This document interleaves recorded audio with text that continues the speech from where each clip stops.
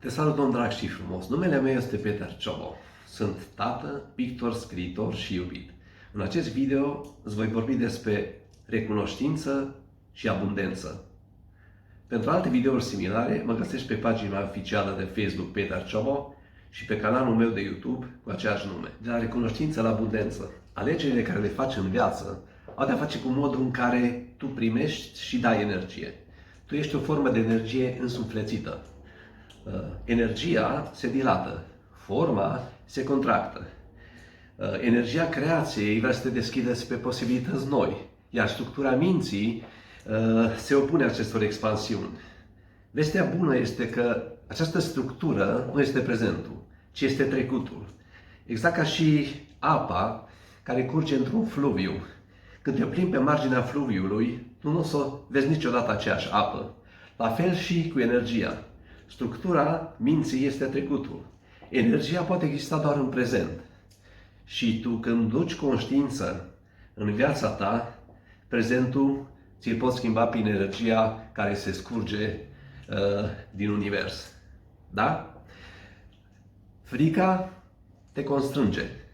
Când ți-e frică, ești contractat în toată ființa ta. Iubirea te deschide spre oportunități. Te dilată. Un om iubitor care este plină de energia creației.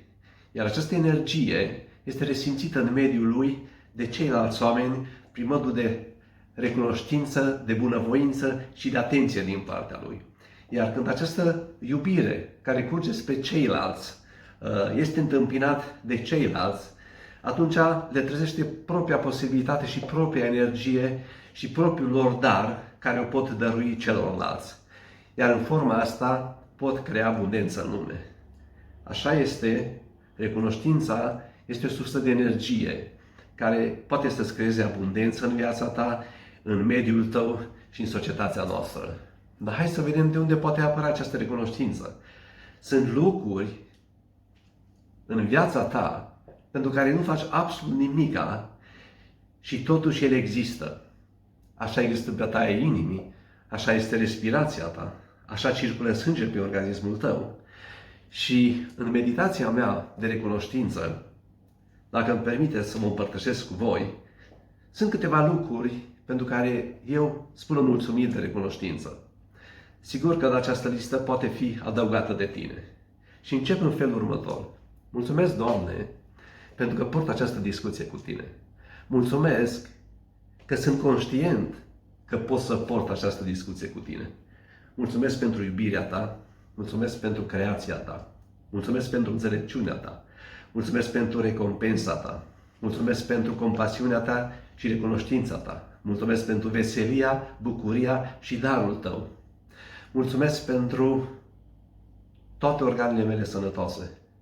Mulțumesc pentru munte, mulțumesc pentru vale, mulțumesc pentru dealuri, mulțumesc pentru păduri, mulțumesc pentru flori, mulțumesc pentru păsări, mulțumesc pentru artă, mulțumesc pentru creație, mulțumesc pentru pictori, mulțumesc pentru artiști, mulțumesc pentru muzicieni, mulțumesc pentru scriitori, mulțumesc pentru muzică, mulțumesc pentru ocean, mulțumesc pentru lacuri, mulțumesc pentru mări, mulțumesc pentru râuri, pentru fluvii, pentru părâuri, pentru izvoare, mulțumesc pentru apă și pentru oxigen, mulțumesc pentru nori, mulțumesc pentru ploaie, mulțumesc pentru vânt, mulțumesc pentru noapte, mulțumesc pentru stele, mulțumesc pentru lună, mulțumesc pentru soare, mulțumesc pentru căldura soarelui și energia care susține viața aici pe planetă. Mulțumesc pentru relațiile mele, mulțumesc pentru oportunitățile care vin în viața mea, mulțumesc pentru cei dragi în viața mea. Mulțumesc, Doamne, pentru că m-ai ascultat în această rugăciune. Și în forma asta, dacă mă pot umple cu energia recunoștinței, această energie se dilată.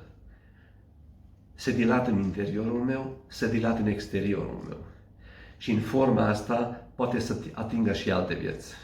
Și atingând alte vieți, așa se trezește energia creatoare în alții. Așa poți să aprinzi flacăra a unui om care este stâns.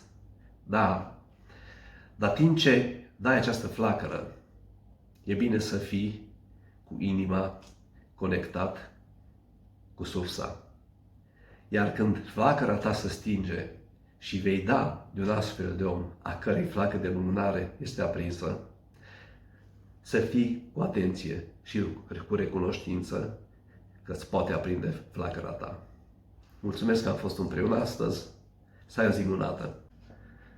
Îți mulțumesc pentru inițiativa și curajul că ai făcut un pas în direcția cunoașterii și nu numai pentru tine, ci și pentru cei dragi din viața ta.